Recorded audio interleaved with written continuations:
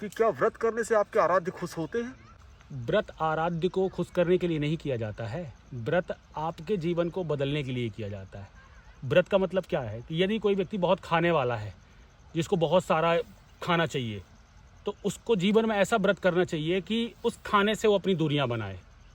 तो इसका मतलब क्या है, केवल एक दिन का खाना छोड़ने से क्या होगा जी। आपको पूरे जीवन उनको संतुलन में लाना होगा।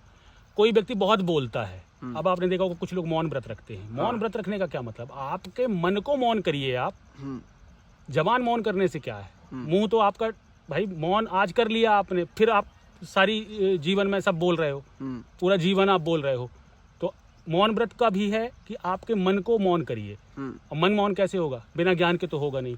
तो जो भी ये व्रत के कॉन्सेप्ट बनाए गए थे उनके पीछे बहुत बड़ी थ्योरी है। अच्छा। अगर उन थ्योरी को समझोगे ना तो व्रत आपको, आपके आराध्य तभी प्रसन्न होंगे। आराध्य का प्रसन्न होने का मतलब आपका जीवन बदल जाए। अच्छा। आप ऐसे सोचते हैं ना कि मेरे ऊपर मेरे भगवान प्रसन्न है, इसका मतलब मेरा जीवन आनंदित है, मेरा जीवन अच्छा चल रहा है। हाँ, तभी हम समझते हैं कि हमारे भगवान खुश है। अगर मेरा जीवन दुखी है तो हम ये सोचते हैं कि हमारे आराध्य दुखी है हमसे, या हमसे नाराज हैं शायद। तो आपका जो व्रत है, व्रत का कॉन्सेप्ट यही है कि आपके जीवन में सारी उन चीजों से आपको एक एक करके व्रत हो करके कंट्रोल में लाना है, जिन चीजों से आपका जीवन नकारात्मक रूप से प्रभावित हो रहा है। अच्छा। तो उनको व्रत करने की आवश्यकता उन्हीं को पड़ती है जो लोग जीवन में बहुत सारी चीजों में इन्वॉल्व हो जाते हैं। तो उनसे दूरियां बनानी, क्योंकि पहले ही कहा गया कि मुक्ति ही परम सत्य है। तो मुक्त करने के लिए वो व्रत के कॉन्सेप्ट रखे गए हैं। नहीं तो किसी को क्या प्रॉब्लम है, आप 2 दिन खाना छोड़ दोगे तो उससे क्या फर्क, क्या बदल जाएगा आपके जीवन में?